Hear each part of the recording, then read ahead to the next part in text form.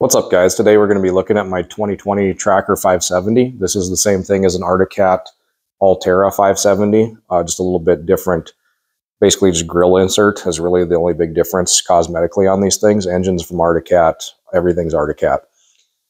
I purchased this in November 2022 for $4,700 from a guy that had bought this brand new from a Bass Pro Shops for $6,800. This one does not have power steering on it. These are about 38 horsepower. For the most part, this ATV has done me pretty well. I live on about 5 acres, and I've used this with a little cultivator to till up some dirt that I'm going to seed to grass here probably again this springtime. I pretty much bought this because I didn't have any way of moving snow whatsoever when I moved to my place other than a Cub Cadet snowblower. And so I purchased a $400 Colpin blade off of Amazon. I think that was, I want to say 48 inches. And then I mounted this winch from Harbor Freight. This is a 2,500 pound winch that cost me $50. It was kind of a pain to install this thing because I had to trim it on both sides. You can see where I took a grinder and cut the plastic out. This one, like I said, it is 2,500. It works really well. I mean, for $50, you can't really beat that. I did get the thumb switch too that I wired. I think that was another $10 off of Amazon. So that's one of the things I added on this ATV when I first got it.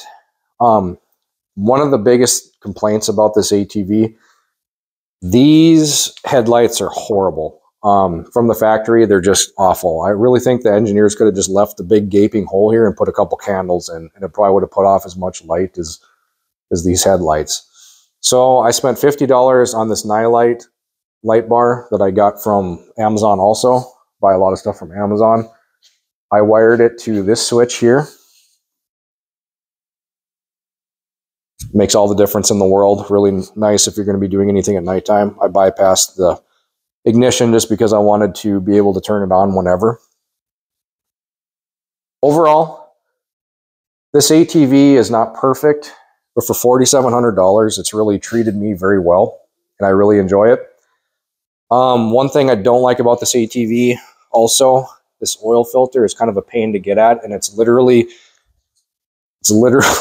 covered by this exhaust manifold, so it's blazing hot whenever you want to do an oil change on it. You just can't get around it, so that's kind of a stupid design. I like how the battery is right underneath the seat. I do think this is an overall better design than the new Trackers.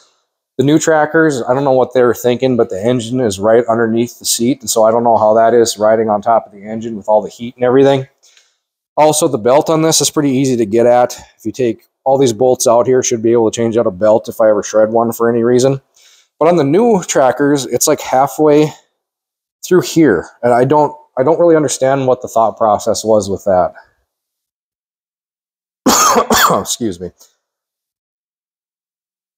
So this video is for anybody that is on the fence about buying one of these. I'm guessing you probably came across a really good deal on Facebook Marketplace, or a dealership had one of these cheap. They don't hold their value very good compared to the other brands like Polaris or like a Yamaha. And for $4,700, I mean, you kind of get what you pay for, but really this has suited my needs.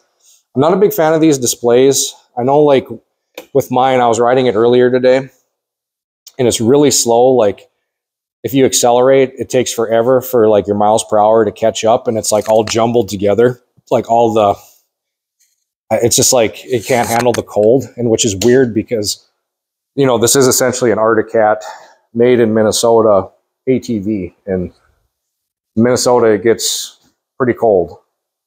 So that was one thing that was kind of shocking. Just a little storage compartment here. It's got some mule tape in there as a makeshift tow rope if I ever need it. I do like that these Trackers come with this 2-inch receiver. I put the ball in right away when I got this one. I actually use this to pull that little cultivator that I mentioned earlier. Works really well with that. Overall, engine performance, it's about 38 horsepower, and it feels that. It feels actually like it's more. I don't think I could wheelie with this thing if I really wanted to.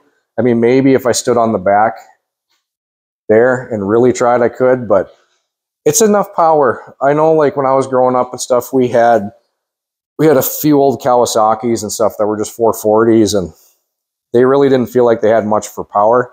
I had previously a 500cc Renegade that felt like it had about half as much power as this, and I had gotten rid of that years ago because it was just a lemon for electrical issues. I also had a Raptor 700 before this, and I actually like this better than the Raptor. And I think the biggest reason I like this is just a little bit more practical. You know, you can push snow with this thing. You can't really do that very good with a Raptor. Funny thing, after I bought this ATV, one of my buddies, he is an engineer at Arctic, and he didn't tell me this until he came to look at this, but he actually designed this four-wheel drive mechanism, this lever system here. And I guess a lot of people have had issues with these braking because he's gotten a lot of complaints about it. And so first thing he asked me when he seen it, he's like, how's your four-wheel drive working? And I said, it's working good so far. And it's like, okay, good, because I've gotten a lot of crap for that. I'm not going to give you his name or anything if you've had issues with yours, but just kind of funny that one of my best friends from high school actually designed that. And then he also designed the the suspension on this ATV as well. His roommate actually did the plastics, and I love how this looks. This is just a great looking design in my book. A lot of people don't like it. I think it looks great. My kids like it. Overall, I would say if you come across a good deal on one of these ATVs, although I pointed out the flaws that I don't like, I think it's a great bang for the buck. The performance is great. Engine sounds awesome. It's been super reliable for me. For less than $5,000 with 500 miles when I got mine, I would definitely buy it again. So if you're on the fence, I'd say go for it. If you want to save a little money. I know there's been some people that have had issues with theirs, but mine's been pretty good to me. Well, and that's the review of the 570 tracker. If you guys have any questions about mine or anything I've done to it, make sure you leave some comments down below. I'll try to answer all your questions, give you some honest answers or honest feedback. If you want to see more videos like this, just make sure you like and subscribe for more content.